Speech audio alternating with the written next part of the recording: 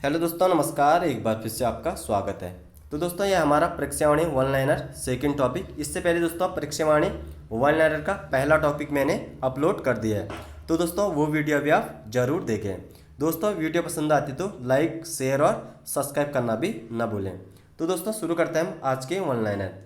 मोहनरी व देगांठ, यह है दोस्तों अल्मोड़ा में, जहरी खाल पौड़ी गढ़वाल में, जोशीमठ चमोली में स्थापित किए गए हैं जड़ी बूटी क्लस्टर।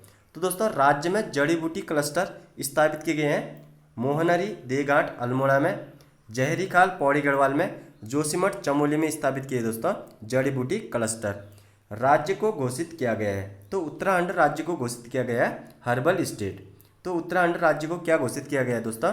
हर्बल स्टेट घोषित किया गया है। जड़ी बूटियों के विकास हेतु मुख्यमंत्री की अध्यक्षता में गठित की गई है। तो दोस्तों, औषधीय पादप बोर्ड की स्थापना की गई है मुख्यमंत्री की अध्यक्षता में।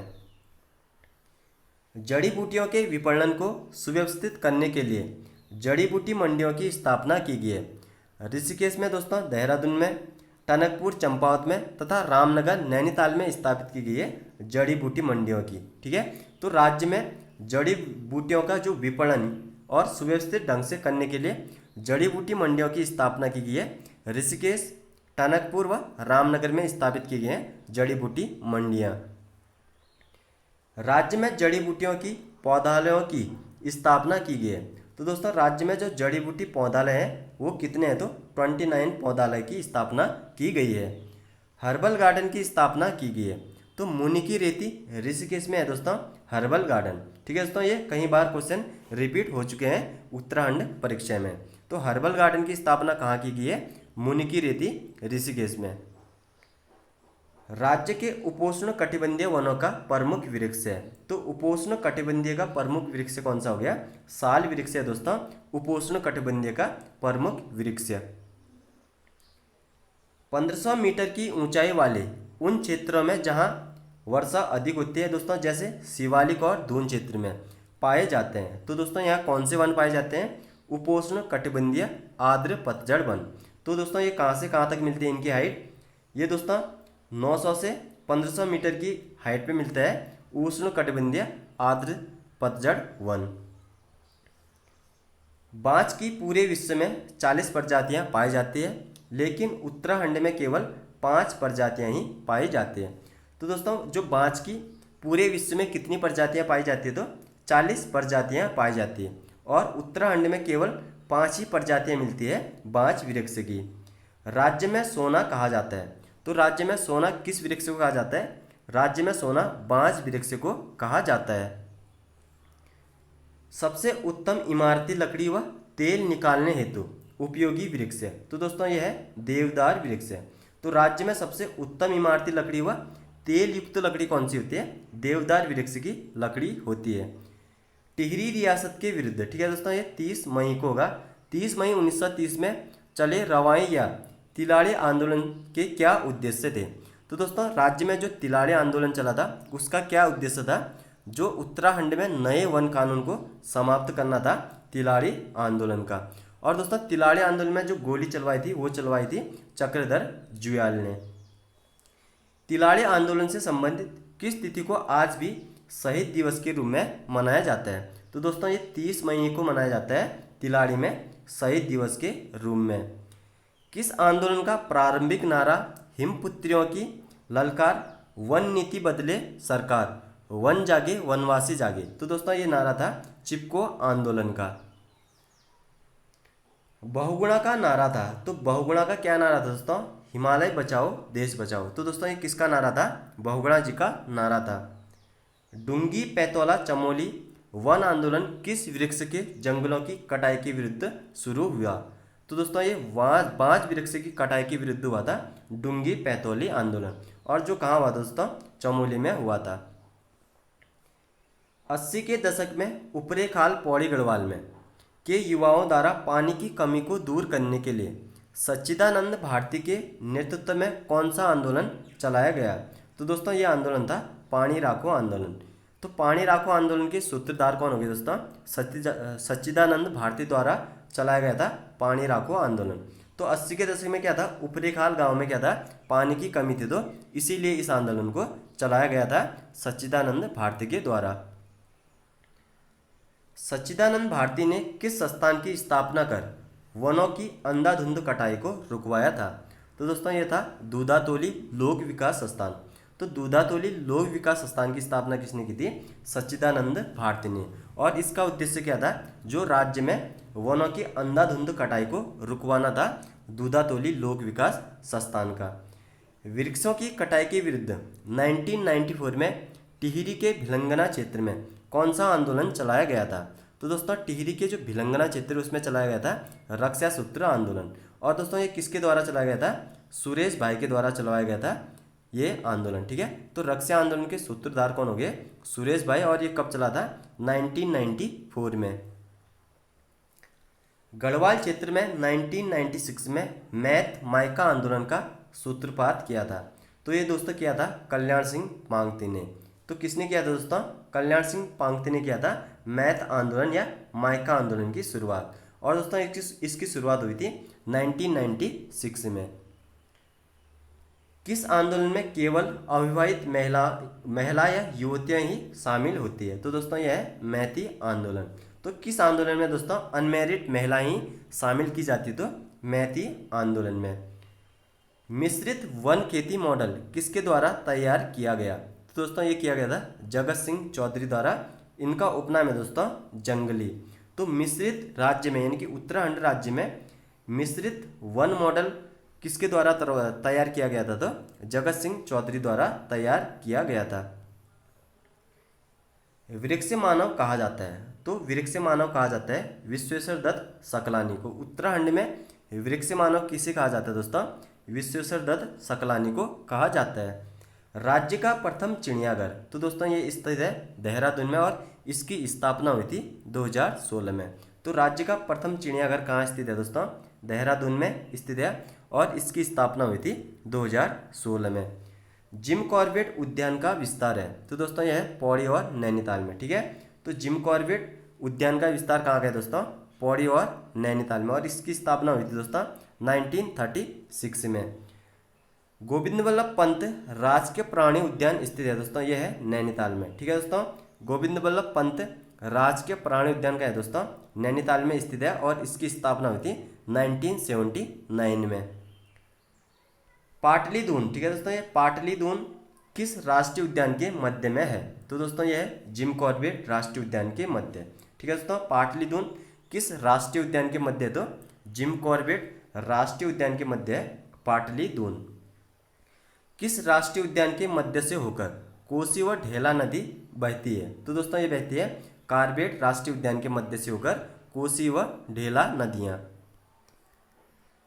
कार्बेट को प्रोजेक्ट टाइगर के अंतर्गत कब शामिल किया गया? तो दोस्तों ये किया गया था 1973 में। ठीक है दोस्तों, कार्बेट को प्रोजेक्ट टाइगर के अंतर्गत कब शामिल किया गया था? 1973 में। राजाजी राष्ट्रीय उद्यान को प्रोजेक्ट टाइगर के अंतर्गत कब शामिल किया गया? तो दोस्तों ये किया गया था अप्रैल 2015 में। ठीक है, ये 48वां टाइगर रिजर्व बना था हमारा राजाजी राष्ट्रीय उद्यान। और इसको कब शामिल किया गया था? अप्रैल 2015 को। राजाजी उद्यान के चीला रेंज में पर्यटकों हेतु उपलब्ध हेतु एलिफेंट सफारी स्थित है दोस्तों ये राजाजी उद्यान में। फूलों की घाटी या पुष्पावती राष्ट्रीय उद्यान चमोली जिले में है? तो दोस्तों यह है नर व गंधमादन पर्वतों के मध्य। तो दोस्तों जो फूलों की घाटी है वो किन पर्वतों के मध्य स्थित है? नर व गंधमादन पर्वतों के मध्य स्थित है फूलों की घाटी। फूलों की घाटी में कौन सी नदी बहती है? तो दोस्तों जो फूलों की घाटी है वहाँ बहती है पुष्पावती नदी। ठीक है दोस्तों, कौन सी नदी बहती है दोस्तों?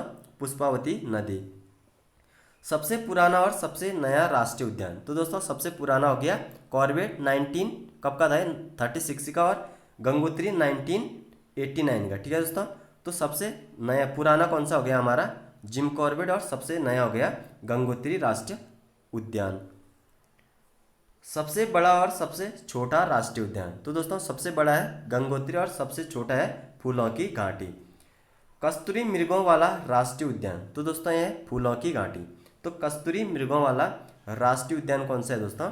फूलों की घाटी। एशियाई हाथियों के लिए मशहूर राष्ट्रीय उद्यान? तो एशियाई हाथियों के लिए कौन सा राष्ट्रीय उद्यान मशहूर है? तो यह है राजाजी राष्ट्रीय उद्यान। सर्वाधिक हाथी एवं 12 सींगों वाला राष्ट्रीय उद्यान। तो दोस्तों सर्वाधिक हाथी एवं 12 सींगों वाला जो राष्ट्रीय उद्यान है वो है राजाजी राष्ट्रीय उद्यान। फूलों की घाटी की खोज तो 1931 में की थी दोस्तों। ब्रिटिश पर्वतारोही फ्रैंकी स्माइथी द्वारा फूलों की घाटी की खोज की गई थी। कब? 1931 में। वन्य जंतुओं के संरक्षण हेतु दिसंबर 2012 में गठित वन्य जीव विहार। तो दोस्तों यह नंदौर वन्य जीव विहार जो नैनीताल में स्थित है। ठीक है दोस्तों, तो नंदौर वन्य जीव विहार की स्थापना कब हुई थी? 2012 में। दिसंबर 2012 में स्थापना हुई थी नैनीताल में। सबसे पुराना व सबसे नया वन्य जीव विहार। तो दोस्तों सबसे पुराना व सबसे नया वन्य जीव विहार है गोविंद वन्य जीव विहार 1955 में उत्तरकाशी में, और नंदौर 2012 नैनीताल व चंपावत में इसका विस्तार है। तो सबसे पुराना वन्य जीव विहार कौन सा हो गया? गोविंद वन्य जीव विहार, जिसकी स्थापना कब हुई थी? 1955 में होती है दोस्तों। यह है उत्तरकाशी जनपद में, और नंदौर जो वन्य जीव विहार है वो नैनीताल में 2012 में इसकी स्थापना हुई थी। सर्वाधिक कस्तूरी मृगों वाला वन्य जीव विहार। तो दोस्तों सर्वाधिक कस्तूरी मृगों वाला वन्य जीव विहार है अस्कोट वन्य जीव विहार जो पिथौरागढ़ में स्थित है, और इसकी स्थापना हुई थी 1986 में। कब हुई दोस्तों? 1986 में सर्वाधिक कस्तूरी मृगों वाला वन्य जीव विहार कौन सा हो गया? अस्कोट वन्य जीव विहार, जो कहाँ स्थित है? पिथौरागढ़ जनपद में। सबसे बड़ा वन्य जीव विहार। तो दोस्तों यह केदार वन्य जीव विहार चमोली व रुद्रप्रयाग में स्थित है। तो सबसे बड़ा वन्य जीव विहार कौन सा हो गया? केदार वन्य जीव विहार जो चमोली व रुद्रप्रयाग में स्थित है, और इसकी स्थापना हुई थी 1972 में। अगला है सबसे छोटा वन्य जीव विहार। तो दोस्तों है मसूरी वन्य जीव विहार। कौन सा हो गया दोस्तों सबसे छोटा? मसूरी वन्य जीव विहार। महरूडी कस्तूरी मृग अनुसंधान केंद्र है, तो इसकी स्थापना है दोस्तों 1977 में। तो राज्य सरकार द्वारा स्थापित किया गया था महरूडी कस्तूरी मृग अनुसंधान केंद्र, और दोस्तों इसकी स्थापना कब होगी? 1977 में। 1982 में राज्य सरकार द्वारा स्थापित कस्तूरी मृग प्रजनन एवं संरक्षण केंद्र या फार्म है। तो दोस्तों यह चमोली के गोपीसर के पास स्थित कांरचूला खर्ग। तो दोस्तों यानी कि कांरचूला खर्ग की स्थापना कब हुई थी? 1982 में।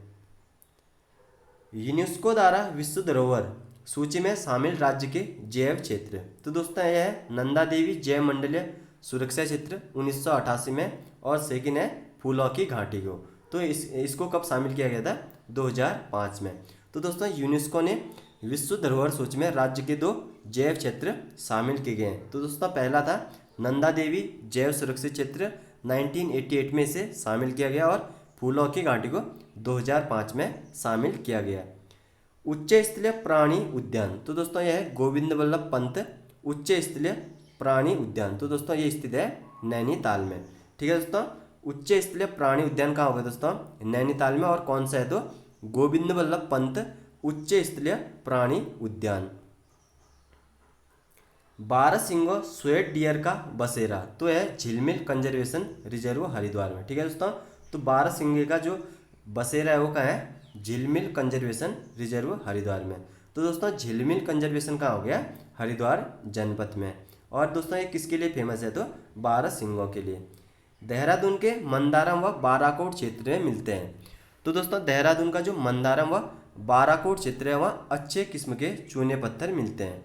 तो दोस्तों मंदारम और बाराकोट में क्या मिलता है? तो अच्छा किस्म का क्या मिलता है? चूना पत्थर मिलता है। संगमरमर के पर्याप्त भंडार। तो संगमरमर के जो पर्याप्त भंडार है वो है मसूरी में। ठीक है दोस्तों, तो संगमरमर सर्वाधिक कहाँ मिलता है? मसूरी में। राज्य में संगमरमर मिलता है तो देहरादून, नैनीताल व टिहरी में भी मिलता है दोस्तों मसूरी के अलावा संगमरमर। राज्य में मैग्नेसाइट मिलता है तो चमोली, बागेश्वर और पिथौरागढ़ में मिलता है दोस्तों मैग्नेसाइट। राज्य में टिन मिलता है दोस्तों चमोली में। तो दोस्तों ये इंपॉर्टेंट है, एकमात्र जो राज्य में टिन मिलता है वो चमोली जनपद में मिलता है। राज्य में खनन नीति की घोषणा की गई। तो दोस्तों राज्य में जो खनन नीति की घोषणा की गई थी वो 2001 में की गई थी। राज्य में खनन नीति की घोषणा। प्रदेश में नई कृषि नीति। तो दोस्तों राज्य में जो नई कृषि नीति है वो कब जारी हुई थी? 2011-12 में। तो दोस्तों कब हुई थी? 2011-12 में। राज्य में कुल भू क्षेत्र का 86.07 पर्वतीय एवं 13.93% समतलीय भाग है। तो राज्य के कुल भू क्षेत्र में दोस्तों पर्वतीय क्षेत्र कितना है? 86.7, और वहीं जो समतलीय क्षेत्र है दोस्तों, जो मैदानी क्षेत्र है वो है 13.93। ठीक है दोस्तों, तो पर्वतीय क्षेत्र कितना हो गया? 86.07, और समतलीय जो मैदानी क्षेत्र हो गया वो हो गया 13.93।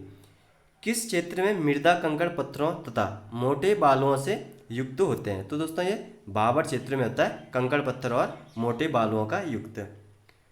टर्सरी प्रकार की मृदा पाई जाती है। तो दोस्तों टर्सरिया प्रकार की जो मृदा पाई जाती है वो भीमताल में, नैनीताल में मिलता है। ठीक है, तो टर्सरिया प्रकार की जो मृदा कहाँ पाई जाती है? भीमताल व नैनीताल में। दोमट मृदा पाई जाती है। तो दोस्तों दोमट मृदा कहाँ पाई जाती है? शिवालिक के निचले ढालों तथा दून घाटियों में। तो दोस्तों दोमट मिट्टी कहाँ कहाँ मिलती है? शिवालिक के निचले ढालों और दून घाटियों में मिलती है दोस्तों दोमट मिट्टी। लाल मिट्टी यानी कि लाल मृदा पाई जाती है पहाड़ी ढालों या पहाड़ियों के किनारे पाई जाती है लाल मिट्टी। तो लाल मिट्टी कहाँ पाई जाती है? पहाड़ी की ढालों तथा पहाड़ियों के किनारे मिलती है लाल मिट्टी। उपपर्वतीय मृदा पाई जाती है। तो दोस्तों उपपर्वतीय जो मृदा पाई जाती है वो घास के मैदानों यानी कि बुग्यालों के निचले भागों के वनों में मिलता है उपपर्वतीय मृदा। सिंचाई की सुविधा की दृष्टि से राज्य में तीन प्रकार की कृषि मिलती है, यानी कि कृषि भूमि मिलती है। पहला दोस्तों तालाब, दूसरा उपराव और सेकंड इजराइल। तो सिंचाई की सुविधा की दृष्टि से राज्य में कितने प्रकार की कृषि भूमि मिलती है? तो 3 प्रकार की कृषि भूमि मिलती है। पहला हो गया तालाब, सेकंड हो गया उपराव और थर्ड हो गया इजराइल भूमि। और इसमें सर्वाधिक उपयुक्त भूमि कौन सी होती है? तो तालाब भूमि होती है। राज्य में सर्वाधिक और सबसे कम वन भूमि क्षेत्रफल वाले जिले। तो दोस्तों यह है उत्तरकाशी और हरिद्वार में। तो राज्य में सर्वाधिक कम वन क्षेत्रफल वाले कौन कौन से राज्य हो गए? उत्तरकाशी और हरिद्वार। राज्य में सर्वाधिक व सबसे कम ऊसर भूमि वाले क्षेत्रफल वाले जिले। तो दोस्तों यह है चमोली और नैनीताल में। तो राज्य में सर्वाधिक ऊसर भूमि कहाँ मिलती है? चमोली में। और सबसे कम कहाँ मिलती है? तो नैनीताल जिले में मिलती है। राज्य में सर्वाधिक व सबसे कम परती भूमि क्षेत्रफल वाले जिले।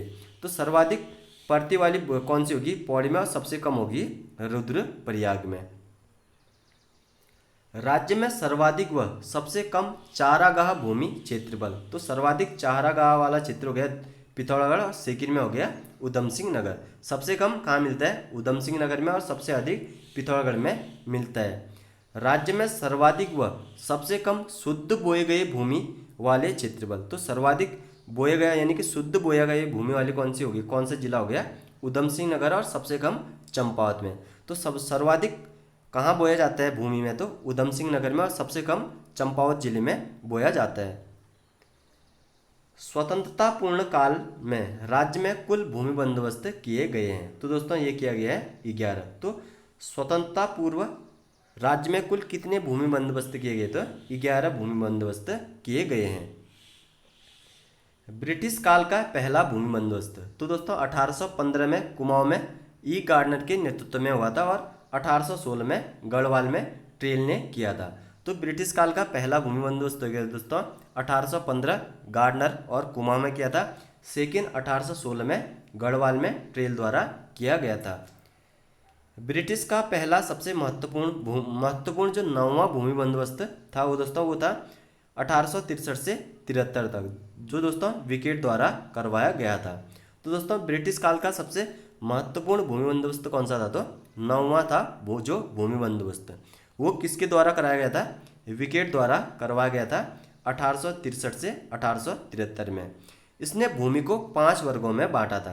तो दोस्तों 5 वर्गों में भूमि किसके द्वारा बांटा गया था? विकेट के द्वारा बांटा गया था 9वां भूमि बंदोबस्त में। ब्रिटिश काल में अंतिम 11वां भूमि बंदोबस्त कब किया गया? तो दोस्तों ये किया गया था 1928 में, केवल गढ़वाल में इबर्टसन के नेतृत्व में। तो ब्रिटिश काल का अंतिम भूमि बंदोबस्त जो 11वां हुआ दोस्तों, वो कहाँ हुआ था? सिर्फ ये गढ़वाल में हुआ था। और किसके द्वारा करवाया गया था? इबर्टसन के द्वारा 1928 में कराया गया था। स्वतंत्रता के बाद पहला भूमि बंदोबस्त ये किया गया था 1960 से 64 में। तो भारत जब स्वतंत्र हो गया तो उसके बाद पहला भूमि बंदोबस्त कब कराया गया था? 1960 से 64 के मध्य। 1960 से 64 के मध्य भूमि बंदोबस्त में कितने एकड़ तक के किसानों को भू राजस्व से मुक्त कर दिया गया? तो दोस्तों ये था 3/1/8 भूमि से क्या कर दिया था? कृषि जो किसानों को राजस्व मुक्त कर दिया गया था 3/1/8 एकड़ तक की भूमि तक। वर्तमान में चलाई जा रही है, तो दोस्तों वर्तमान में चलाई जा रही है राज्य में स्वैच्छिक चकबंदी। तो राज्य में वर्तमान में चलाई जा रही है स्वैच्छिक चकबंदी चलाई जा रही है।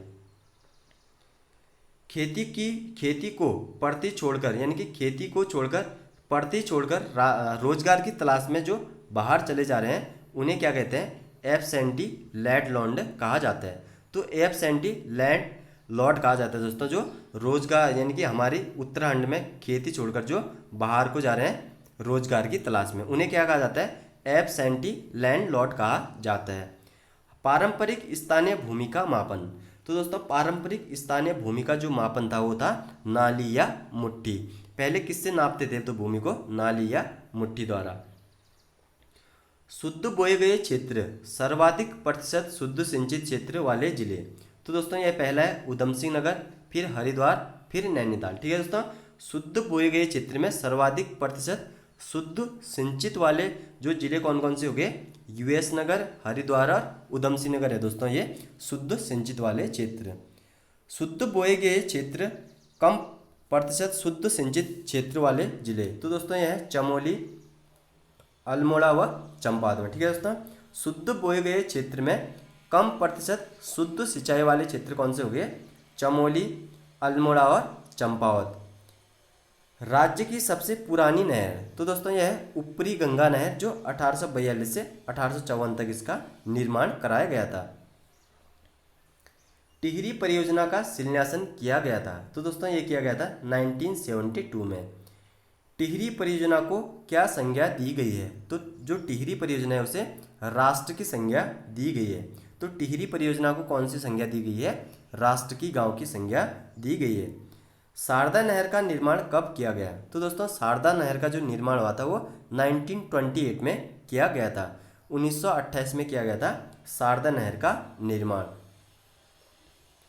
शारदा नहर में सिंचाई की जाती है। तो शारदा नहर है उससे सिंचाई कहाँ कहाँ की जाती है? तो चंपावत, उधम सिंह नगर व बागेश्वर में की जाती है दोस्तों शारदा नहर से सिंचाई।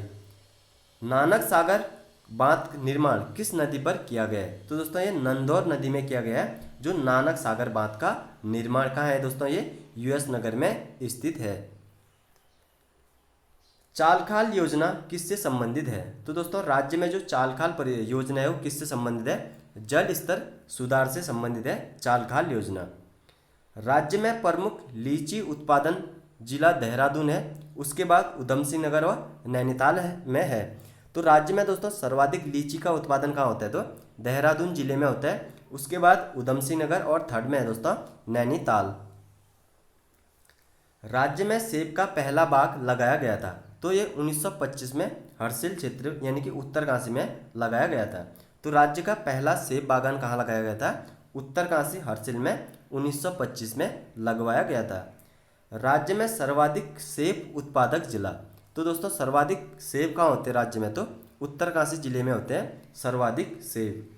राज्य में उत्पादित सेब को अन्य राज्य में बेचा जाता है तो हिमाचली या उत्तराखंड ब्रांड नेम से बेचा जाता है। तो राज्य में जो सेब उत्पादन होता है हिमाचली या उत्तराखंड ब्रांड नेम से बेचा जाता है।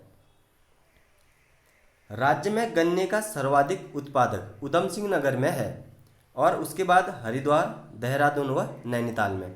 तो राज्य में सर्वाधिक गन्ना उत्पादन कहाँ होता है? तो उधम सिंह नगर में, उसके बाद हरिद्वार, देहरादून व नैनीताल में होता है।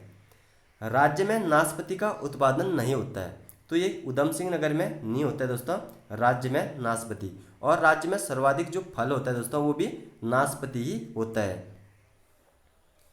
राज्य में बागवानी उत्पादों के विपणन हेतु दो थोक बाजार हैं, तो यह हरिद्वार और हल्द्वानी में। राज्य में बागवानी उत्पादों के विपणन यानी कि बंटवारे हेतु दो थोक बाजार कहाँ कहाँ स्थापित किए गए, तो हरिद्वार और हल्द्वानी में स्थापित किए गए हैं। राज्य में उत्पादित की जाने वाली प्रमुख जड़ी बूटियाँ, तो दोस्तों यह है बेलाडोना की कुटकी, अफीम और पाइथेरम की जो क्या की जाती है यहाँ प्रमुख जड़ी बूटियाँ। तो जो जड़ी बेलाडोना की खेती कब से शुरू हुई थी, 1930 से इसकी शुरुआत हुई थी। जेरेनियम की खेती सौंदर्य प्रसाधन तथा इत्र बनाने के लिए की जाती है। तो दोस्तों जो जेरेनियम है उसकी खेती किसके लिए की जाती है, जो सौंदर्य प्रसाधन या इत्र बनाने के उपयोग के लिए की जाती है जेरेनियम की खेती। जैविक विधि से हर्ब्स की खेती की जाती है। तो दोस्तों जो जैविक खेती से हर्ब्स की खेती की जाती है तो वो डोईवाला देहरादून में मसाला बनाने हेतु की जाती है। अत्याधुनिक चाय उत्पादन इकाइयाँ, तो अत्याधुनिक जो आधुनिक पुरानी जो चाय उत्पादक इकाई है वो कौसानी बागेश्वर में स्थापित है।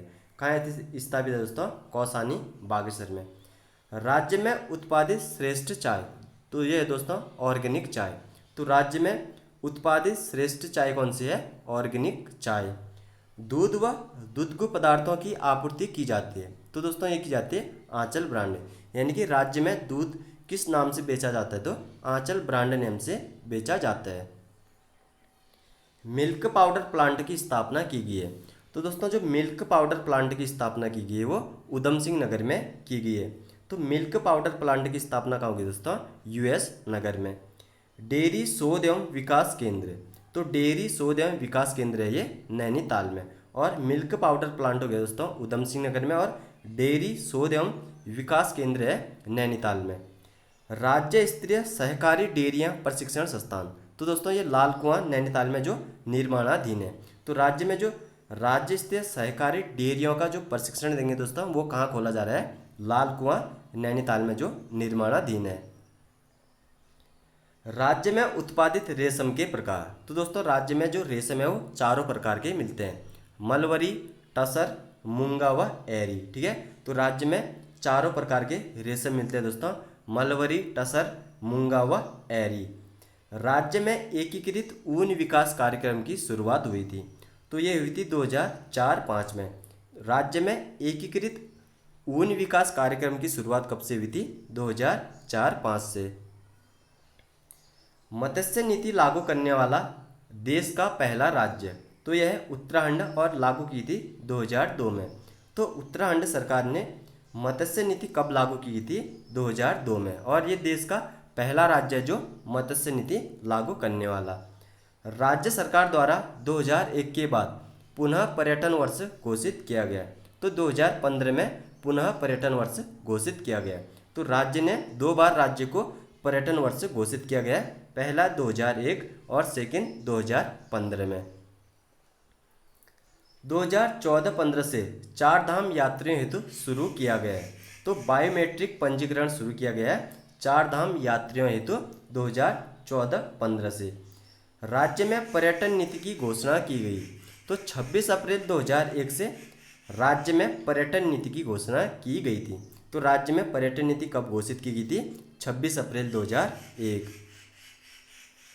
राज्य में नई पर्यटन नीति की घोषणा की गई, तो दोस्तों राज्य में जो नई पर्यटन नीति है वो सितंबर 2018 में घोषित की गई। तो दोस्तों पहली होगी 26 अप्रैल 2001 और सेकंड होगी सितंबर 2018 में।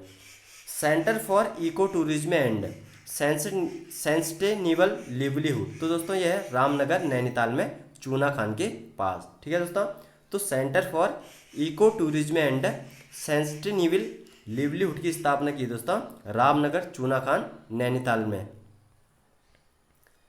Park of the great arc का विकास किया जा रहा है, तो सर्वे ऑफ इंडिया परिषद द्वारा देहरादून में किया जा रहा है दोस्तों park of the great arc का विकास।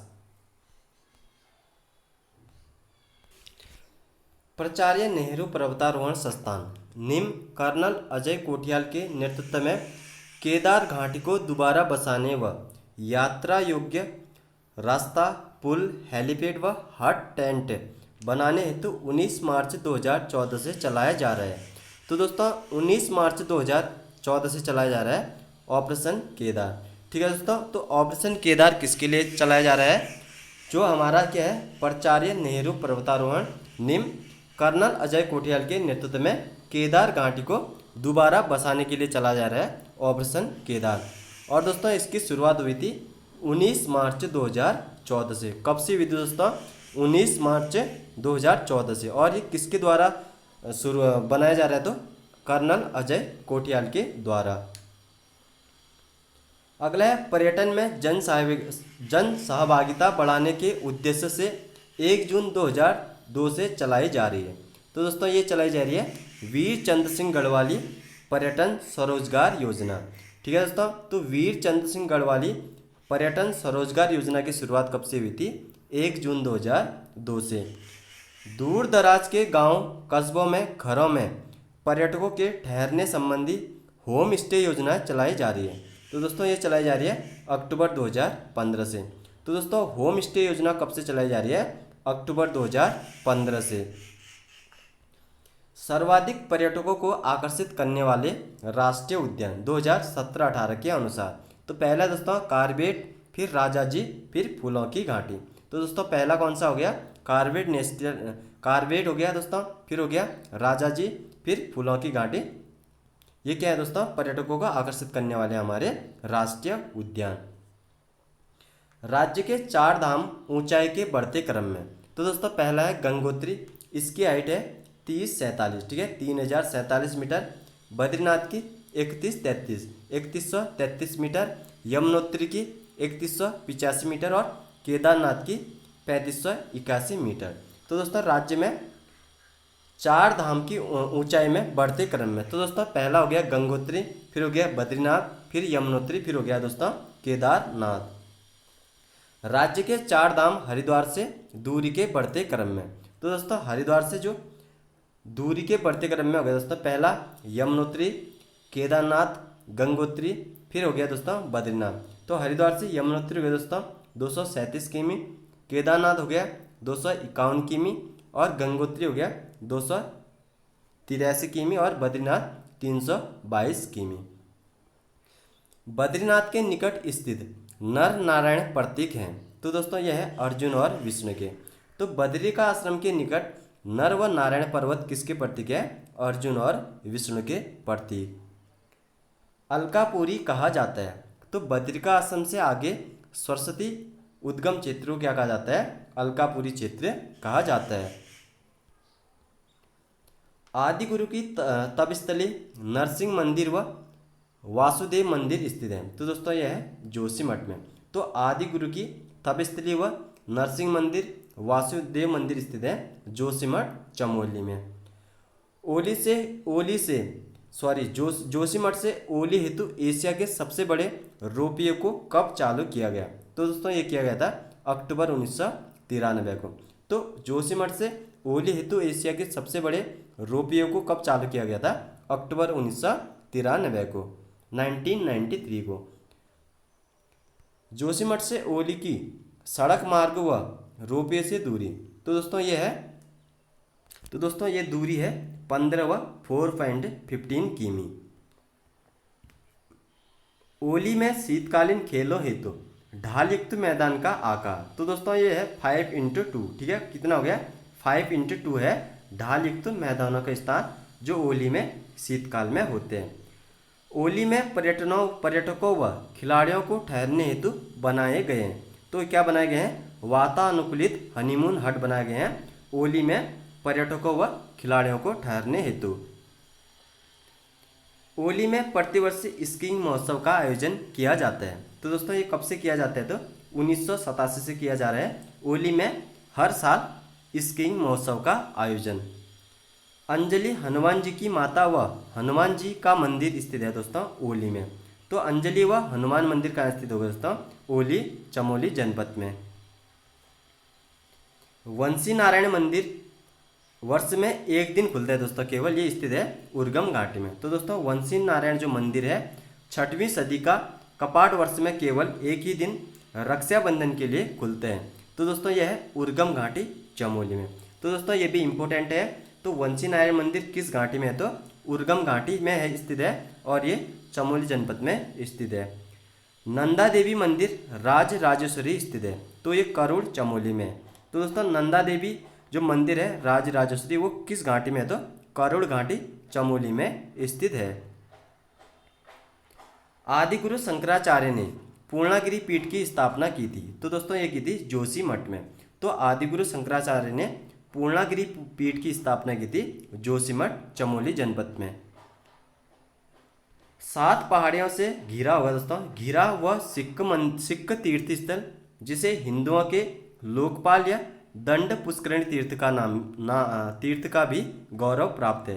तो दोस्तों यह है हेमकुंड, इनका अन्य नाम हो गया स्वर्ण कुंड। ठीक है, हेमकुंड साहिब जो चमोली में स्थित है। और दोस्तों ये कितने पहाड़ियों से घिरा है, 7 पहाड़ियों से घिरा है सिख तीर्थ स्थल जिसे हिंदुओं के लोकपाल या दंड पुष्करणी तीर्थ के नाम से भी जाना जाता है। ये कहाँ स्थित है दोस्तों, हेमकुंड, और इसका अन्य नाम हो गया स्वर्ण कुंड, और ये स्थित है चमोली जनपद में। नरकंकाल के लिए प्रसिद्ध रूपकुंड, रहस्यमय कुंड है रूपकुंड चमोली में। ठीक है, तो नरकंकाल के लिए प्रसिद्ध कुंड कौन सा हो गया, ये हो गया दोस्तों रूपकुंड, और इसे ही कहा जाता है रहस्यमय कुंड। शीतकाल में यमुनोत्री माता के दर्शन होते हैं। तो दोस्तों जो शीतकाल में यमुनोत्री माता मंदिर के दर्शन होते हैं वो खरसाली उत्तरकाशी में होते हैं। शीतकाल में गंगोत्री माता के दर्शन होते हैं मुखवा गांव हर्सिल उत्तरकाशी में। तो दोस्तों शीतकाल में यमुनोत्री माता के हो गए खरसाली उत्तरकाशी में, और शीतकाल में गंगोत्री माता के दर्शन होते हैं मुखवा गांव उत्तरकाशी में। बद्री विशाल माता मूर्ति भूमियाल घंटागढ़ होगा दोस्तों, ये घंटागढ़ मंदिर स्थित है, तो यह माणा गांव के पास। तो बद्री विशाल माता मूर्ति व भूमियाल घंटागढ़ का मंदिर स्थित है दोस्तों माणा गांव के पास चमोली में। बद्री विशाल प्रत्येक वर्ष अपनी माता से मिलने 3 किमी दूरी माणा में स्थित माता मूर्ति जाते हैं। तो दोस्तों ये जाते हैं भाद्र शुक्ल द्वादशी है वावन द्वादशी को। ठीक है दोस्तों, तो बद्री विशाल प्रत्येक वर्ष अपनी माता से मिलने 3 किमी दूर माणा में स्थित माता मूर्ति में जाते हैं। ये कब जाते हैं, तो भाद्र शुक्ल या वामन द्वादशी को जाते हैं। बद्री विशाल मंदिर किस शैली में निर्मित है, तो दोस्तों जो बद्री विशाल मंदिर है वो शंकुधारी शैली में बना हुआ है। शीतकाल में बद्री विशाल के दर्शन होते हैं। तो शीतकाल में जो बद्री विशाल के दर्शन होते हैं वो नरसिंह मंदिर जोशीमठ में होते हैं। ठीक है दोस्तों, तो शीतकाल में बद्री विशाल के दर्शन होते हैं वो नरसिंह मंदिर में जोशीमठ चमोली में होता है। शीतकाल में बद्री विशाल की चतुर्मुखी उत्सव मूर्ति दर्शन होते हैं। तो दोस्तों ये होता है योग ध्यान बद्री में। तो शीतकाल में बद्री विशाल की जो चतुर्मुखी उत्सव मूर्ति के जो दर्शन होते हैं वो होते हैं दोस्तों योग ध्यान बद्री में। ठीक है, और शीतकाल में बद्री विशाल के दर्शन होते हैं नरसिंह मंदिर में। अब है दोस्तों पंचबद्री, तो पहला हो गया बद्रीनाथ या विशाल बद्री, सेकंड है विरध बद्री, थर्ड है योग ध्यान बद्री, फोर्थ है आदि बद्री या नौठा, तो 5 है हमारा भविष्य बद्री। और दोस्तों ये सभी कहाँ स्थित है, चमोली जिले में स्थित है। ठीक है दोस्तों, तो पंचबद्री कौन कौन से हो गए हमारे, बद्रीनाथ या विशाल बद्री, विरध बद्री, योग ध्यान बद्री, आदि बद्री, भविष्य बद्री, और ठीक है ये हो गया हमारे पंचबद्री, और ये सभी स्थित है दोस्तों चमोली जनपद में। सप्तबद्री में उपरोक्त पंचबद्री के अलावा सम्मिलित। ठीक है दोस्तों, तो सप्तबद्री में जो 7 बद्री हैं उपयुक्त जो हमारे पंचबद्री दोस्तों, इनके अलावा जो अन्य बद्री हैं वो है जोशीमठ के नरसिंह बद्री व उर्गम घाटी का ध्यान बद्री। ठीक है दोस्तों, तो जोशीमठ का नरसिंह मंदिर व उर्गम घाटी के ध्यान बद्री को भी क्या कहा जाता है, पंचबद्री के रूप में जाना जाता है। अब दोस्तों पंच केदार, तो दोस्तों पंच केदार हो गया केदारनाथ, सेकंड मधमेश्वर नाथ, तुंगनाथ, जो दोस्तों ये रुद्रप्रयाग में, और रुद्रनाथ और कल्पेश्वर का है दोस्तों कल्पनाथ चमोली में। ठीक है दोस्तों, तो केदारनाथ हो गया दोस्तों, मधमेश्वर, तुंगनाथ, ये सभी का है दोस्तों रुद्रप्रयाग जिले में है। तीनों के तीन कौन कौन से, केदारनाथ, मधमेश्वर नाथ, तुंगनाथ, और रुद्रनाथ और कल्पेश्वर कहाँ स्थित है, यह है चमोली में। और सर्वाधिक ऊंचाई पर जो हमारा पंच केदार है उसमें सबसे ऊंचाई पर कौन है, तो यह है तुंगनाथ। इसकी ऊंचाई कितनी है, 3680 किमी के हाइट पर है हमारा तुंगनाथ रुद्रप्रयाग में। शीतकाल में केदार भगवान व मदमहेश्वर भगवान के दर्शन होते हैं। तो दोस्तों शीतकाल में केदार भगवान व मदमहेश्वर भगवान के दर्शन होते हैं ओंकारेश्वर मंदिर ऊखीमठ, यानी कि रुद्रप्रयाग में होते हैं दोस्तों शीतकाल में मदमहेश्वर के दर्शन। शीतकाल में तुंगनाथ भगवान के दर्शन होते हैं दोस्तों मक्कू मठ में, रुद्रनाथ के होते हैं गोपेश्वर मंदिर में, जबकि कल्पेश्वर नाथ का पट क्या होता है, वर्ष भर खुले रहते हैं। ठीक है दोस्तों, तो शीतकाल में तुंगनाथ भगवान के दर्शन कहाँ होते हैं, मक्कू मठ में। ठीक है, तो शीतकाल में तुंगनाथ भगवान के दर्शन होते हैं मक्कू मठ में, रुद्रनाथ के होते हैं गोपेश्वर मंदिर में, जबकि कल्पेश्वर नाथ के होते हैं दोस्तों जो वर्ष भर खुले रहते हैं इसके पट। पंच केदार में केदारनाथ को प्रथम, मदमहेश्वर को द्वितीय, तुंगनाथ को तृतीय, रुद्रनाथ को चतुर्थ तथा कल्पेश्वर को अंतिम माना जाता है दोस्तों पंच केदारों में। केदारनाथ में दोस्तों शिव की पृष्ठ भाग को, मदमहेश्वर में मध्य भाग यानी कि नाभि को, तुंगनाथ में दोस्तों भुजा को, और रुद्रनाथ में मुख की पूजा होती है, जबकि दोस्तों कल्पेश्वर में होती है दोस्तों जटाओं की पूजा। ठीक है दोस्तों, तो केदारनाथ में किसकी पूजा होती है, शिव की, तो पृष्ठ भाग की पूजा होती है। मदमहेश्वर में मध्य में नाभि की होती है दोस्तों, तुंगनाथ में होगी दोस्तों भुजा की, और रुद्रनाथ में होती है मुख की पूजा, जबकि दोस्तों कल्पेश्वर में होते हैं, कल्पेश्वर नाथ की पूजा होती है जटाओं के रूप में।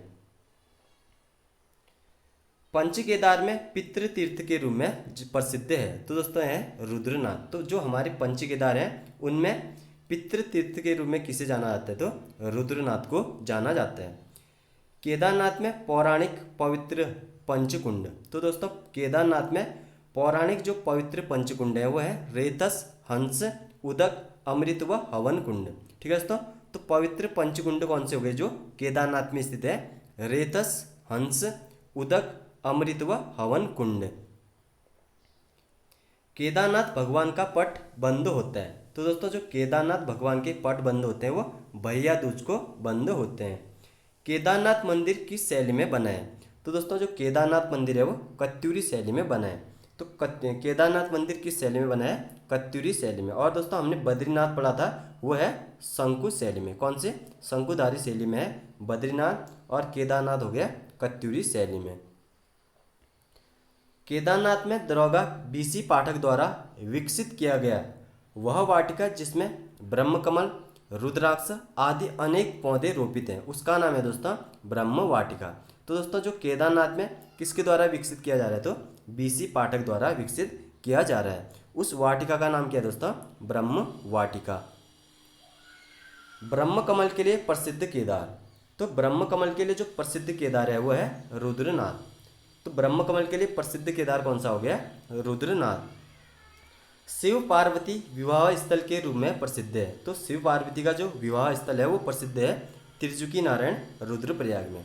तो त्रिजुकी नारायण रुद्रप्रयाग किसके लिए प्रसिद्ध है, तो शिव और पार्वती की वहाँ क्या हुआ था, विवाह हुआ था, तो इसलिए प्रसिद्ध माना जाता है। अब दोस्तों पंचप्रयाग, तो पंचप्रयाग है विष्णुप्रयाग, कर्णप्रयाग, नंदप्रयाग, ये हैं दोस्तों चमोली में, देवप्रयाग टिहरी में तथा रुद्रप्रयाग जनपद में स्थित है। तो दोस्तों हमारे पंचप्रयाग हो गए विष्णुप्रयाग, कर्णप्रयाग और नंदप्रयाग कहाँ स्थित है, चमोली जनपद में। और दोस्तों देवप्रयाग कहाँ है, टिहरी गढ़वाल में, और रुद्रप्रयाग है रुद्रप्रयाग जनपद में। पंचधारा, तो पंचधारा है प्रहलाद धारा, कुर्म धारा, उर्वशी धारा, भृग धारा और इंद्र धारा। और दोस्तों ये सभी स्थित हैं बद्रीनाथ चमोली में स्थित है। तो पंचधारा कौन कौन से हो गए, प्रहलाद धारा, कुर्म धारा, उर्वशी धारा, भृग धारा और इंद्र धारा होगी। और ये सभी कहाँ स्थित है, चमोली जनपद बद्रीनाथ में स्थित है। अब है पंचशिला, तो पंचशिला है नारद शिला, वाराह शिला, गरुड़ शिला, मार्कंडेय शिला और नरसिंह शिला, ये भी सभी बद्रीनाथ चमोली में स्थित है। तो पंचशिला हो गई नारद शिला, वाराह शिला, गरुड़ शिला, मार्कंडेय शिला और नरसिंह शिला होगी दोस्तों हमारी ये पंचशिला, और ये भी सभी स्थित हैं बद्रीनाथ चमोली में स्थित हैं। अगला है सरस्वती नदी पर भीमपुल व भीमशिला स्थित है। तो ये माणा गांव चमोली में स्थित है। तो जो सरस्वती नदी है उसमें क्या है, भीमपुल और भीमशिला है, ये कहाँ स्थित है, तो माणा चमोली गांव में स्थित है। नारद शिला है दोस्तों रुद्रप्रयाग में, चंद्रशिला है तुंगनाथ में, काल शिला है कालीपट में, जबकि शिला शिला है अगस्त मुनि के पास। तो नारद शिला कहाँ हो गया, रुद्रप्रयाग में। ठीक है दोस्तों, तो नारद शिला कहाँ हो गया, रुद्रप्रयाग में। चंद्रशिला हो गया तुंगनाथ में, तो चंद्रशिला कहाँ हो गया, तुंगनाथ में। और काल शिला हो गया कालीमठ में, जबकि शिला शिला स्थित है अगस्त मुनि के पास। 2013 में आपदा के समय केदारनाथ मंदिर के पीछे प्रकट दिव्य शिला व भृगु शिला स्थित है। ये है केदारनाथ में।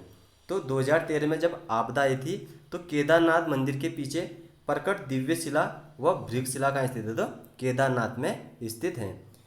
केदारनाथ के अलावा एक और दिव्य शिला स्थित है, तो यह है यमुनोत्री मंदिर के पास। तो केदारनाथ के अलावा एक अन्य दिव्य शिला कहाँ है, तो यमुनोत्री उत्तरकाशी में स्थित है।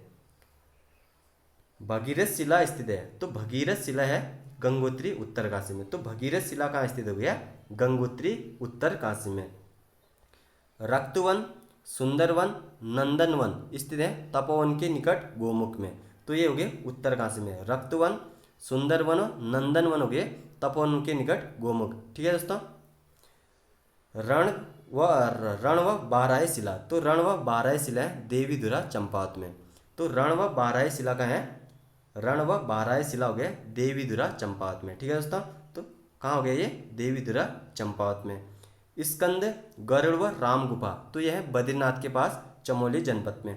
स्कंद हो गया, गरुड़, राम गुफा स्थित है बद्रीनाथ के पास चमोली में। पंचकुंड, तो उत्तराखंड में जो पंचकुंड है वो तप्त कुंड, नारद कुंड, सतपथ कुंड, त्रिकोण कुंड और मनुष्य कुंड, ये भी सभी बद्रीनाथ चमोली में स्थित है। तो पंचकुंड हो गए तप्त कुंड, नारद कुंड, सतपथ कुंड, त्रिकोण कुंड और मनुष्य कुंड के हैं ये पंचकुंड बद्रीनाथ चमोली में स्थित हैं। मुचकुंद, व्यास व गणेश गुफाएं, तो ये मुचकुंद, व्यास व गणेश गुफाएं माणा के पास चमोली में। भीम गुफा स्थित है, तो भीम गुफा स्थित है धराली के पास उत्तरकाशी में। तो भीम गुफा कहाँ होगी, धराली के पास उत्तरकाशी में। भीम, ब्रह्मा आदि गुफाएं हैं केदारनाथ रुद्रप्रयाग में।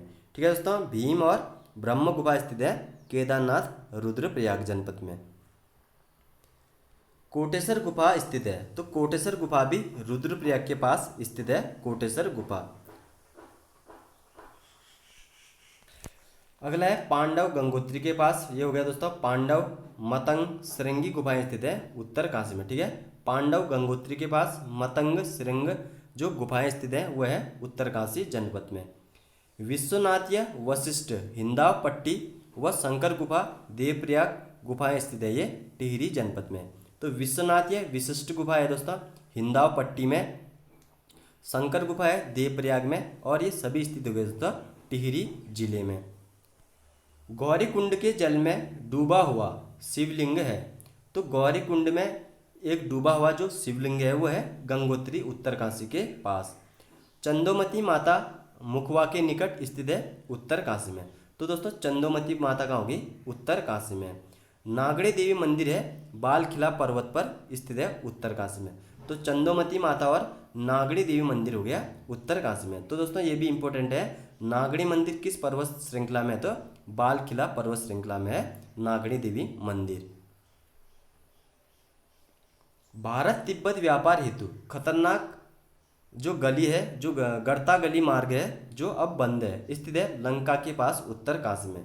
तो भारत तिब्बत व्यापार हेतु खतरनाक गड़ता गली मार्ग जो अब बंद है स्थित है लंका के पास उत्तरकाशी में। अमरनाथ की तरह चमोली जिले में भी बर्फ शिवलिंग यानी कि बाबा बर्फानी है नीति के पास टिम्मरसैंड गुफा। तो अमरनाथ की तरह चमोली जिले में बर्फ शिवलिंग बर्फानी बाबा है नीति के पास टिम्मरसैंड में स्थित है। टिम्मरसैंड गुफा में बर्फानी बाबा के दर्शन होते हैं। तो दोस्तों टिम्मरसैंड में जो बाबा बर्फानी हैं उनके दर्शन होते हैं 15 मार्च से 15 अप्रैल तक। कब से कब तक होते हैं दोस्तों, बाबा बर्फानी के दर्शन कब से कब तक होते हैं, 15 मार्च से 15 अप्रैल तक। टिहरी नगर की नींव, ठीक है दोस्तों, ये 30 या 28 दिसंबर 1815 को रखी गई, जो कि डैम में विलीन हो गया। तो दोस्तों टिहरी गढ़वाल डैम में कब विलीन हुआ था? 29 अक्टूबर 2005 में। ठीक है दोस्तों, टिहरी डैम कब विलीन हुआ था डैम में? 29 अक्टूबर 2005 को। 7 पहाड़ियों से घिरा झील या ताल, तो यह है नैनी झील जो स्थित है नैनीताल में। तो नैनीताल कितनी झील पहाड़ियों से घिरा है? तो 7 पहाड़ियों से घिरा है। नैनी झील की सबसे ऊंची चोटी, तो नैनीताल जो झील है उसकी सबसे ऊंची चोटी है नैना पीक या चाइना पीक। पर्वतीय फल बाजार के रूप में प्रसिद्ध है, तो दोस्तों पर्वतीय फल बाजार के रूप में प्रसिद्ध है भुवाली नैनीताल में। ठीक है दोस्तों, पर्वतीय फल बाजार के लिए प्रसिद्ध होगी भुवाली। तो गुलाब घाटी स्थित है दोस्तों काठगोदाम नैनीताल में। तो गुलाब घाटी स्थित होगी काठगोदाम नैनीताल में। कार्बेट का प्रवेश द्वार कहा जाता है, तो ये ढिकाला नैनीताल को कहा जाता है कार्बेट का प्रवेश द्वार। नैना देवी मंदिर नैनी झील के किनारे सती के रूप में 2 नेत्र पूजित हैं। तो दोस्तों यह है नैनीताल में। तो नैना देवी मंदिर कहाँ हो गया? नैनीताल जनपद में। गर्जिया देवी का मंदिर है, तो गर्जिया देवी का मंदिर है रामनगर नैनीताल में। तो गर्जिया देवी का मंदिर हो गया रामनगर नैनीताल जनपद में। दूनागिरी मंदिर वैष्णव रूप में पूजित द्वाराहाट के 14 किमी दूर है अल्मोड़ा में। तो दूनागिरी मंदिर हो गया दोस्तों द्वाराहाट यानी कि अल्मोड़ा जनपद में।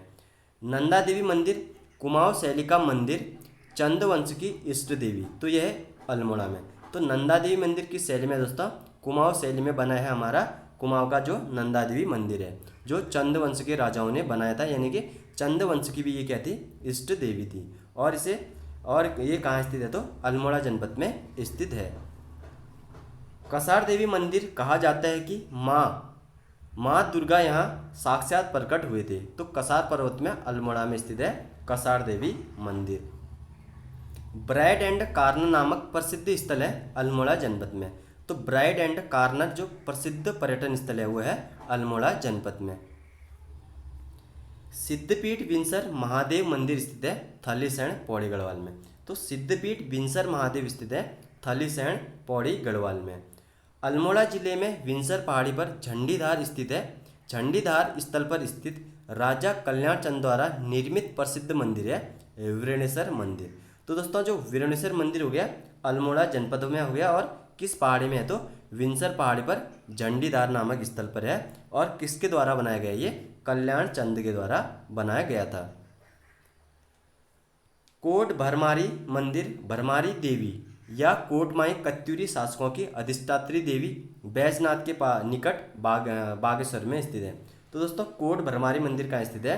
बागेश्वर में स्थित है, जो कि क्या थी? कत्यूरी शासकों की अधिष्ठात्री देवी थी कोट भरमारी। भद्रकाली शक्तिपीठ कांडा क्षेत्र भद्रकाली गांव, तो बागेश्वर में। तो भद्रकाली शक्तिपीठ भी कहाँ है? बागेश्वर में स्थित है भद्रकाली शक्तिपीठ।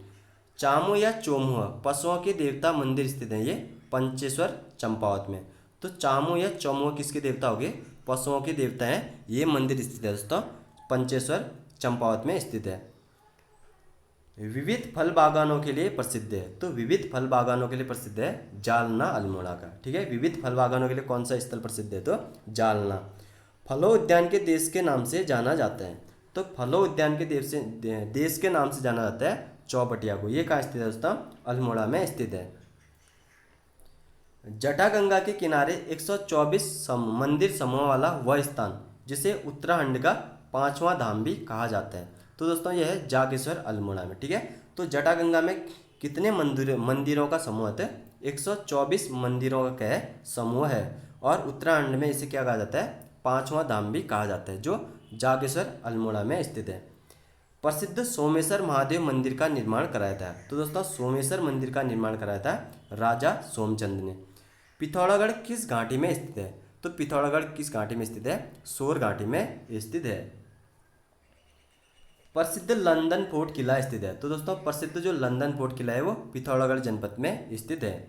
जोहार क्षेत्र का प्रवेश द्वार कहलाता है। तो जोहार क्षेत्र का जो प्रवेश द्वार है वो मुनस्यारी को कहा जाता है।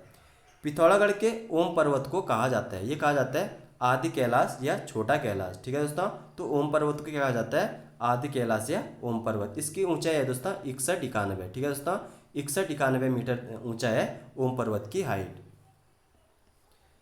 प्रसिद्ध महाकाली या हाट कालिका मंदिर, तो यह है गंगोली हाट पिथौरागढ़ में। तो प्रसिद्ध महाकाली या हाट कालिका मंदिर कहाँ स्थित है? गंगोली हाट पिथौरागढ़ जनपद में स्थित है। कोटगाड़ी या कोकली देवी मंदिर, तो यह है पिथौरागढ़ में। तो कोटगाड़ी या कोकिला देवी मंदिर है पिथौरागढ़ जनपद में। मुनस्यारी व धारचूला में हरिद्वार के समान माना जाता है। तो दोस्तों मुनस्यारी व धारचूला को हरिद्वार के समान माना जाता है, चिपला केदार को। हरिद्वार स्थित हर की पौड़ी के निर्माता, तो दोस्तों ये थे राजा विक्रमादित्य। तो हर की पौड़ी का निर्माण किसके द्वारा कराया गया था? राजा विक्रमादित्य द्वारा करवाया गया था। हरिद्वार की अधिष्ठात्री देवी, तो हरिद्वार की जो अधिष्ठात्री देवी थी वो थी माया देवी। विल्व व नील पर्वतों के बीच में बसा है। तो हरिद्वार किन पर्वतों के मध्य बसा है? विल्व व नील पर्वतों के मध्य बसा है हरिद्वार जनपद। चंडी देवी मंदिर संभवतः आदि शंकराचार्य द्वारा स्थापित, तो दोस्तों यह है नील पर्वत में। ठीक है, तो पूछा जाएगा कि चंडी मंदिर जो है हरिद्वार में किस पर्वत के शिखर पर है? तो यह है नील पर्वत के शिखर पर है चंडी देवी मंदिर। मनसा देवी मंदिर शिव की मानस पुत्री व नागराज वासुकी की पुत्री के रूप में रोपवे व पैदल मार्ग विल्व पर्वत हरिद्वार में स्थित है। तो मनसा देवी कहाँ होगी दोस्तों? जो विल्व पर्वत में हरिद्वार में स्थित है। 180 फीट ऊंचा भारत माता मंदिर या मदर इंडिया मंदिर कब बना था? ये 1983 में बना था, ये है हरिद्वार में। तो 180 फीट ऊंचा है दोस्तों जो भारत माता मंदिर या मदर इंडिया, और ये किस जनपद में होगा दोस्तों? हरिद्वार जनपद में हो गया, और ये 1983 में इसका निर्माण हुआ था। हजरत अलाउद्दीन अहमद साहब की दरगाह है। तो हजरत अलाउद्दीन अहमद साबिर की दरगाह है पिरान कलियर रुड़की हरिद्वार में। प्रसिद्ध रोबस गुफाएं स्थित है। तो प्रसिद्ध यानी कि चोर गुफाएं कहाँ स्थित हैं? तो गुच्चू पानी देहरादून में। ठीक है, तो रोबस गुफाएं कहाँ हुई? गुच्चू पानी देहरादून में। मसूरी की सबसे ऊंची चोटी, तो दोस्तों मसूरी की सबसे ऊंची चोटी है गन हिल पहाड़ी। ऋषिकेश में सर्गवा आश्रम पौड़ी के निकट भावातीत ध्यान हेतु महर्षि महेश योगी द्वारा 1967 में स्थापित, लेकिन 1985 में बंद 84 कुटियों को पर्यटकों हेतु खोला गया। तो 8 दिसंबर 2015 को ये खोला गया था। ठीक है दोस्तों, जो ऋषिकेश में क्या है? सर्गवा आश्रम पौड़ी के निकट भावातीत ध्यान हेतु महर्षि ऋषि योगी द्वारा 1967 में स्थापित किया गया था, लेकिन 1985 में क्या हो गया? ये बंद हो गया। और इनको कब खोला गया? तो 8 दिसंबर 2015 को खोला गया था 84 कुटिया को पर्यटकों हेतु। ऋषिकेश में गंगा पर स्थित राम और लक्ष्मण झूला पुल जोड़ते हैं।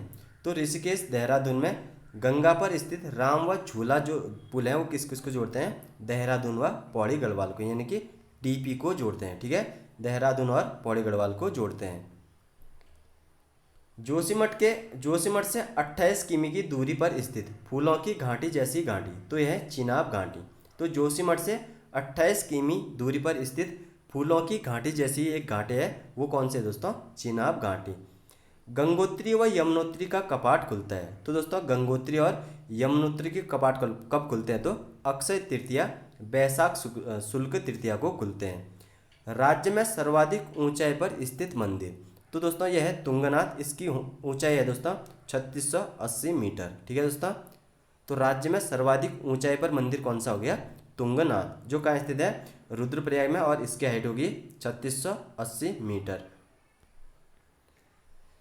प्राचीन मंदिरों में राज्य का सबसे बड़ा मंदिर, तो प्राचीन मंदिरों में राज्य का सबसे बड़ा मंदिर कौन सा हो गया? गोपीनाथ मंदिर या गोपेश्वर मंदिर। जो शिव मंदिर है ये गोपेश्वर चमोली में स्थित है।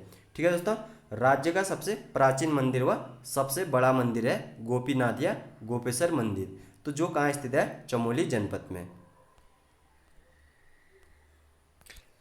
राज्य में केदारनाथ के बाद दूसरा ऊंचा शिखर वाला मंदिर, जहां अंदर जाने हेतु 24 पौराणिक दरवाजे हैं और जहां शिव का त्रिशूल व परशुराम का फरसा रखा गया है। तो दोस्तों यह है गोपीनाथ या गोपीसर का मंदिर। कालीमठ मंदिर महालक्ष्मी, महासरस्वती और महाकाली स्वरूप दुर्गा सप्तशती का वर्णन मिलता है दोस्तों, यह है रुद्रप्रयाग में। ठीक है दोस्तों, तो कालीमठ मंदिर कहाँ स्थित है? रुद्रप्रयाग जनपद में। हरियाली देवी मंदिर सीता माता या बाला देवी या वैष्णव नाम भी है इसका, तो ये स्थित है रुद्रप्रयाग जनपद में। ठीक है दोस्तों, तो हरियाली देवी मंदिर कहाँ हो गया? रुद्रप्रयाग जनपद में। और दोस्तों जो हरियाली मेला लगता है वो लगता है नैनीताल जनपद में। कालिदास की जन्मस्थली माना जाता है, तो दोस्तों कालिदास की जो जन्मस्थली माना जाता है वो कविल्टा रुद्रप्रयाग के पास कालीमठ में माना जाता है। ठीक है दोस्तों, तो कालिदास का जन्मस्थली कहाँ माना जाता है? कविल्टा रुद्रप्रयाग कालीमठ के पास माना जाता है। प्रसिद्ध रघुनाथ मंदिर राम ने यात्रा की थी जो द्रविड़ शैली में है, तो ये स्थित है देवप्रयाग टिहरी गढ़वाल में। तो दोस्तों रघुनाथ मंदिर कहाँ स्थित हो गया? देवप्रयाग टिहरी गढ़वाल में।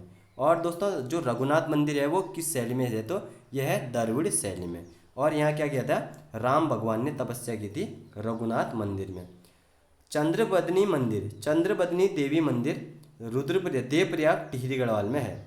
ठीक है दोस्तों, तो चंद्रबदनी मंदिर कहाँ हो गया?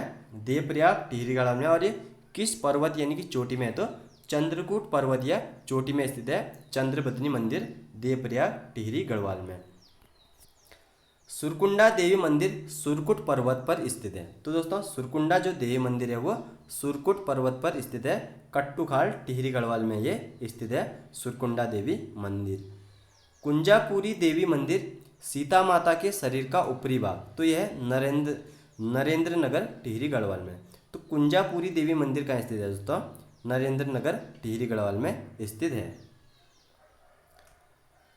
टिहरी नरेश का भव्य महल जो नरेंद्र नगर के पास जंगल में स्थित है को कहा जाता है, तो दोस्तों ये कहा जाता है आनंद स्पा।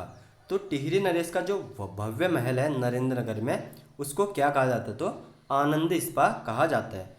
कंडोलिया पहाड़ी की ढाल पर बसा है, तो कंडोलिया पहाड़ी की ढाल पर बसा है श्रीनगर पौड़ी गढ़वाल। 1894 में गौना झील टूटने से अधिक हानि हुई, तो ये हुई थी श्रीनगर को। तो दोस्तों गौना झील कब टूटी थी? तो 1894 को। और हानि किसको हुई थी सर्वाधिक? श्रीनगर पौड़ी गढ़वाल को हानि हुई थी।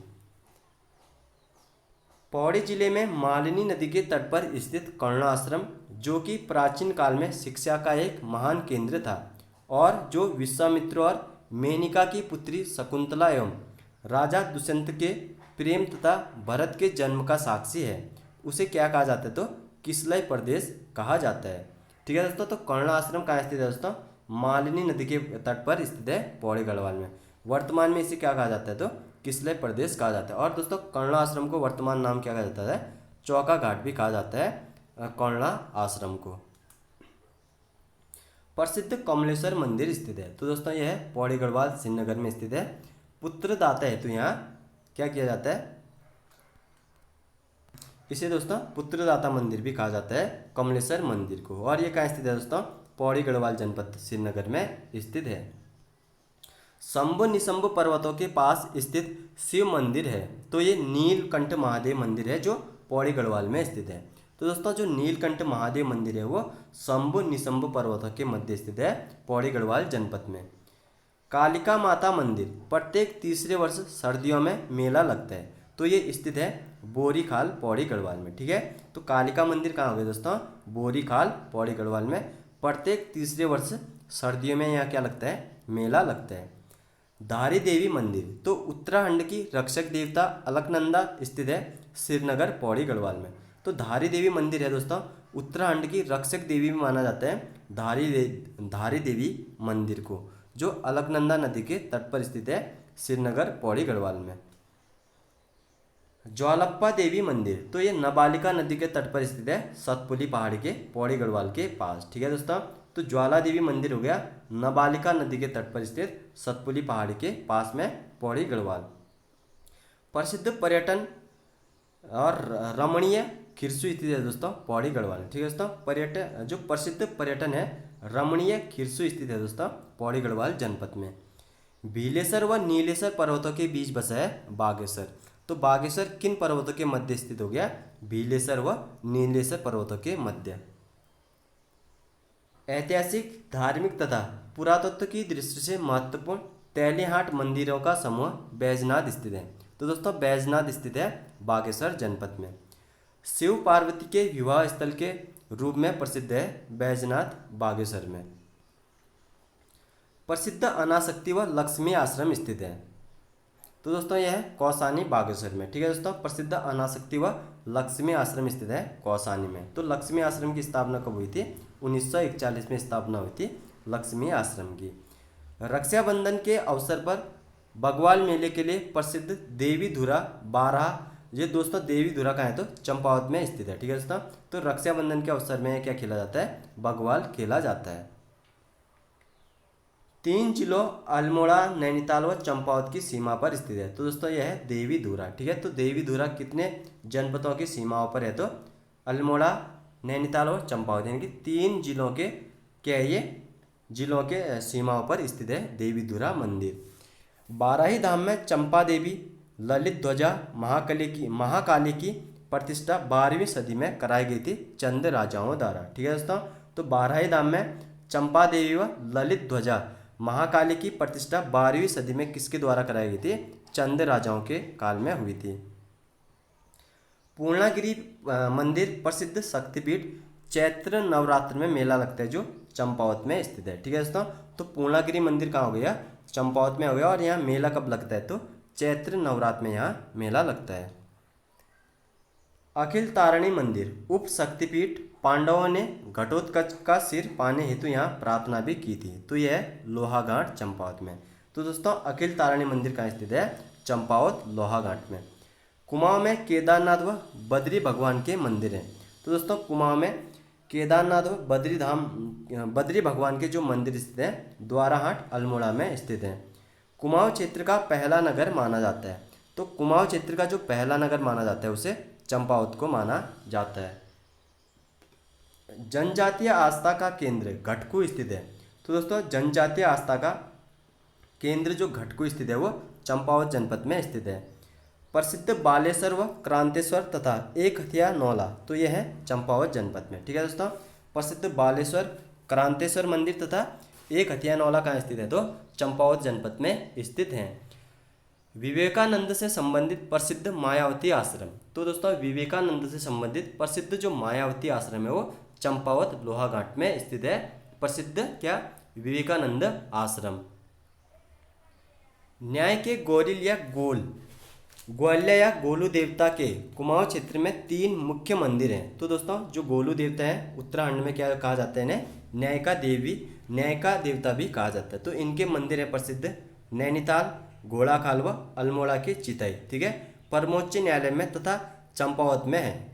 जबकि गढ़वाल क्षेत्र में केवल एक ही मंदिर पौड़ी गढ़वाल में कंडोलिया देवता के नाम से जाना जाता है।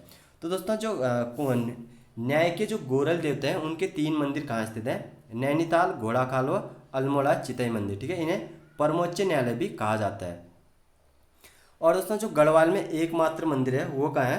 कंडोलिया देवता के नाम से जाना जाता है। ठीक है दोस्तों, पूर्णागिरि शक्तिपीठ व पाताल रुद्रेश्वर महादेव मंदिर है। तो पूर्णागिरि शक्तिपीठ व पाताल रुद्रेश्वर मंदिर यानी कि महादेव मंदिर है चंपावत में। ठीक है, तो पूर्णागिरि शक्तिपीठ व पाताल रुद्रेश्वर महादेव है चंपावत जनपद में। वर्ष में 2 बार कृषि मेला यानी कि कृषि कुंभ लगता है। ये लगता है कृषि विश्वविद्यालय पंतनगर में। तो वर्ष में 2 बार कृषि मेला कहाँ लगता है? कृषि विश्वविद्यालय पंतनगर में लगता है। द्रोण सागर व गिरी सरोवर। तो द्रोण सागर व गिरी सरोवर है काशीपुर उधम सिंह नगर में। तो द्रोण सागर व गिरी सागर कहाँ हो गए? काशीपुर उधम सिंह नगर में। चैती या बाला सुंदरी मंदिर है, यह है काशीपुर में। आदि शक्ति बाल रूप में पूजित चैत मेला लगता है दोस्तों काशीपुर जनपद में। यानी कि चैती या बाला सुंदरी मंदिर हो गया काशीपुर के निकट उधम सिंह नगर में। तो दोस्तों इस वीडियो में इतना ही था। दोस्तों वीडियो पसंद आती तो लाइक, शेयर और सब्सक्राइब करना भी ना भूलें। दोस्तों अगली वीडियो में मिलते हैं, तब तक के लिए जय हिंद, जय भारत।